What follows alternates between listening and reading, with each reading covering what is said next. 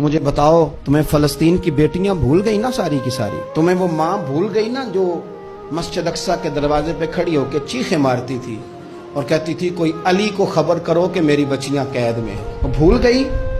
تمہیں وہ بہن بھول گئی نا جس پر شراب کی بوتل انڈیلتے تھے اسرائیل کے فوجی؟ وہ آپ کو ابھی بھی ویڈیو مل جائے گی۔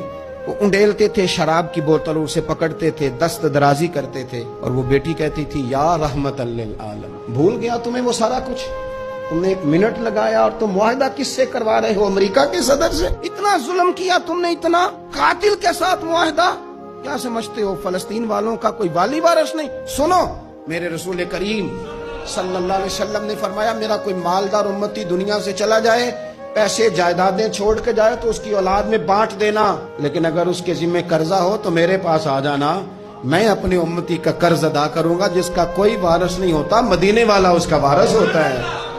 میں قرض دوں گا اپنے امتی کا۔ کیا سمجھتے ہو فلسطینی لاوارث ہے؟ صبح قیامت نبی پاک تم سے سوال کریں گے، تمہیں اللہ کے حضور حاضری دینی ہے۔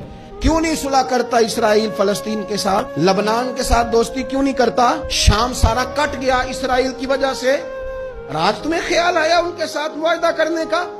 ہمیں سبق پڑھاتے ہو، خدا سے ڈرو۔ اور بات کہنے لگے رات فرشتے آپس میں باتیں کر رہے تھے کہ سنا ہے پاکستان کے ہندوستان کے مسلمان جوان مایوس ہو گئے۔ کہنے لگا نہ مایوس ہونا، نکل کے صحرا سے، جس نے روما کی سلطنت کو الٹ دیا تھا، نکل کے صحرا سے۔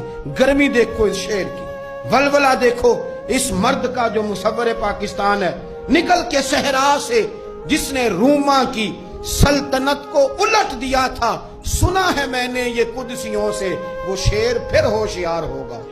وہ کل باتیں کر رہے تھے کہ بہت سارے ان میں سے پھر جاگ گئے اور بڑی جلدی وہ بلاک بنائیں گے۔ سنا ہے میں نے یہ قدسیوں سے کہ وہ شیر پھر ہوشیار ہوگا، وہ آئے گا میدان میں، نکلے گا، اور انشاءاللہ یہی چراغ جلے گا تو روشنی ہوگی۔